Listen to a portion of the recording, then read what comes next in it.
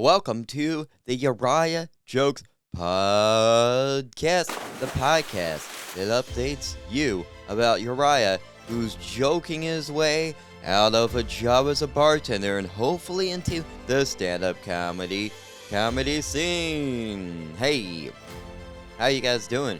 You guys doing fantastic?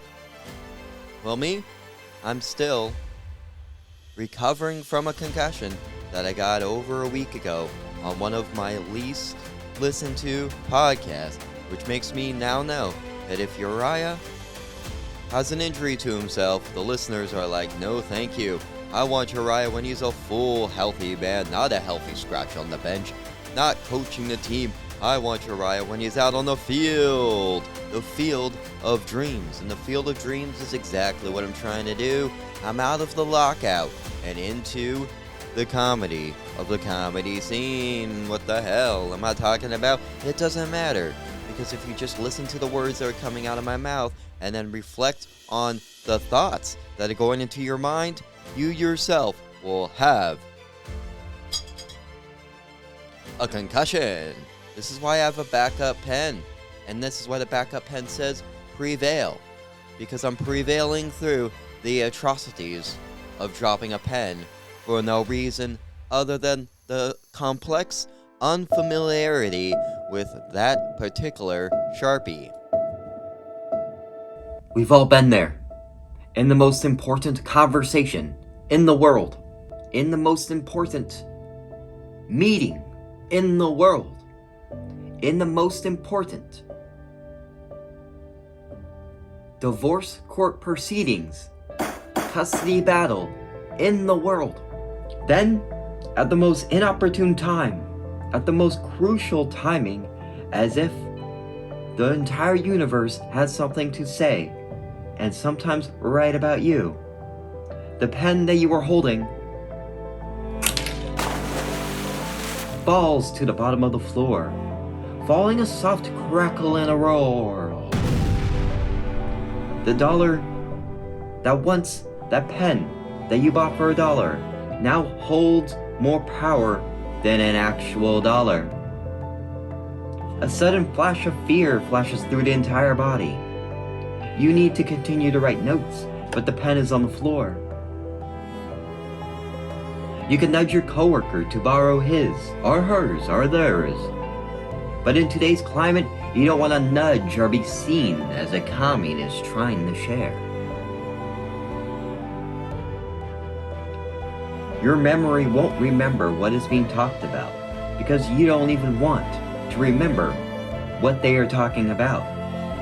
Even your memory foam mattress is forgetting your sleep cycles while you look in the mirror and forget about who you once were before you were the man trying to look in a mirror because you dropped this pen during the most important life event of your entire life.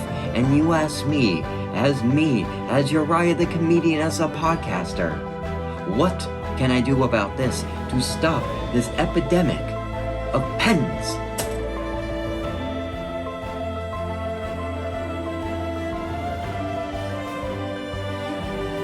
Being thrown and strewn about.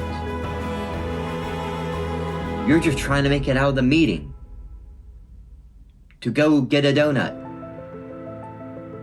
or trying to get out of the divorce proceedings to get out of the divorce proceedings so you stop seeing your ex-wife so you can go to the bar, and the bar that is always there for you unless it's closed. Then you can get off sales. But what matters is what to do. What do you do when the pen that you've been writing with, the pen that you've been relying upon for your entire life, betrays you at the most inopportune time?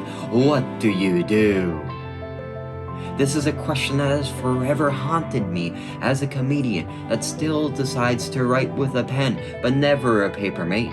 A papermate is one of the worst pens available, the worst pens on the market, because it will blow up before you even have a chance to write a joke to blow up on social media, or blowing up in the court proceedings when you realize you might actually get your children back when you don't actually want to get your children back. But I am Uriah Westman, and I am an attorney at law. And if this has happened to you, comment down below and tell me your story, and we will rectify this situation by using $5 words and litigation that will make all your enemies of the penmanship, the workmanship, and that friendship that used to have with the boss will gravitate into something different, a feather pen and a signature that will tell you, that will tell everyone around you that even when you drop your pen on the ground, there is nothing on the internet, nothing your boss, or nothing your ex-wife can do to say that you are who you are, regardless of that pen that has now drifted away from you and you can no longer write those notes or see what you want to see or do what you want to do, because you yourself are somebody who needs more than a pen. You need a penmanship, a relationship, or a friendship. And if you continue to listen to this podcast, one day I will tell you what will happen if you finally heed my words and subscribe. Because what is more confusing than losing a pen? Not being able to write down the thoughts that you had right now while you had the pen in your hands. And you may say this is as much of a handful as anyone else, but the handful of me and the handful of you is totally different. But if you continue to hear this podcast and the testimonials that will now follow from listening to this podcast, you will realize that comedy, humor, and ever-changing light of words that, if said correctly in a proper cadence with enough hand moving, will trick you into believing this is something far more beautiful than just a podcast, because it is something far more beautiful than a podcast. It was an entire monologue written without a pen, because the thing about a pen is, if you don't have the pen to write down what is happening or the ideas, if it's important enough, you'll remember it. But if it's not important enough, it's important enough to hit that like and subscribe button. Now, the testimonials for people who have lost their pens, and then now know through my advice without giving advice.